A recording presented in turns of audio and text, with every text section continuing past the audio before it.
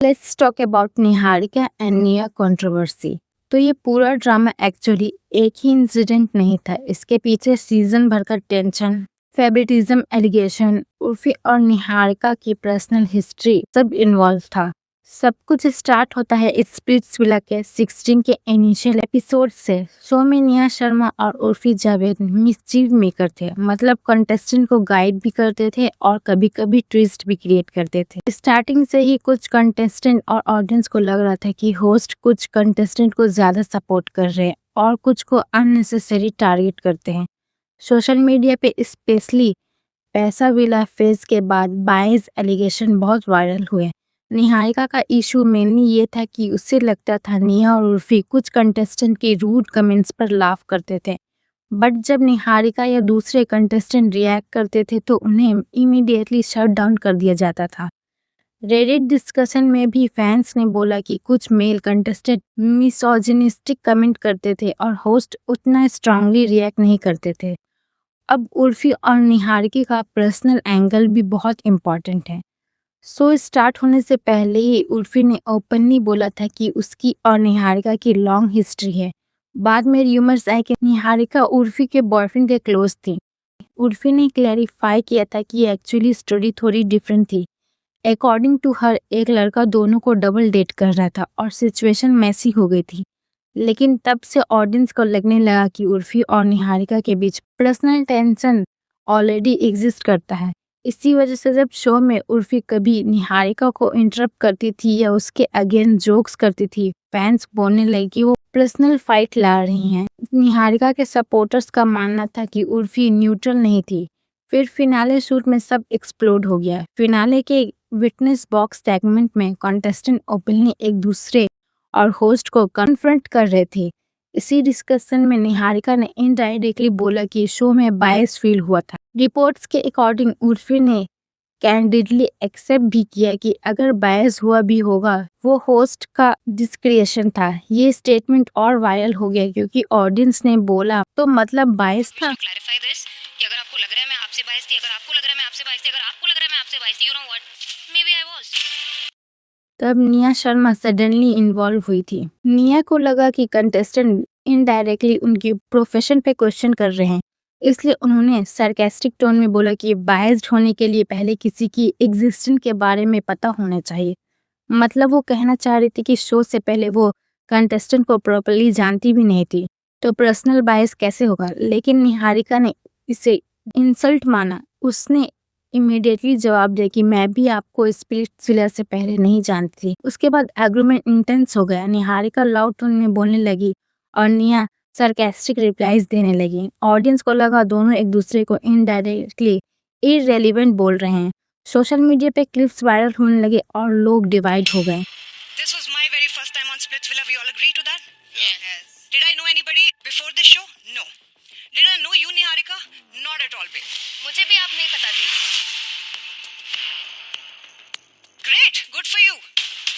कई व्यूअर्स ने बोला उर्फी ने उस फाइट में कामली हैंडल किया, जबकि निया ज्यादा ट्रिगर लग रही थी। फिर कंट्रोवर्सी और अगली तब हो गई जब निहारिका का प्रीत सिंह वाला क्लिप वायरल हुआ।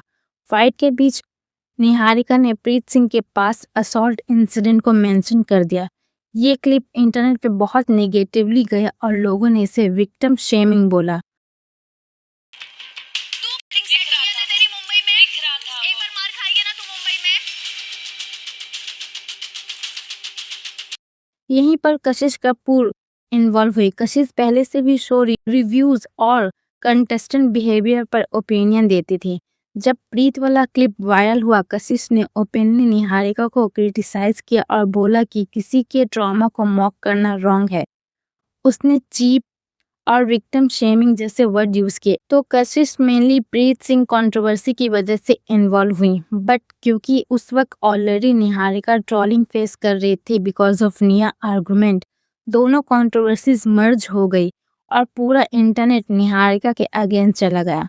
और जब निया शर्मा ने क्रिप्टिक इंस्टाग्राम स्टोरी डाली unknown to be well paid, fans ने इंस्टेंटली कनेक्ट कर दिया ये निहारिका के मैं आपको नहीं जानती वाली स्टेटमेंट का सैवेज रिप्लाई था।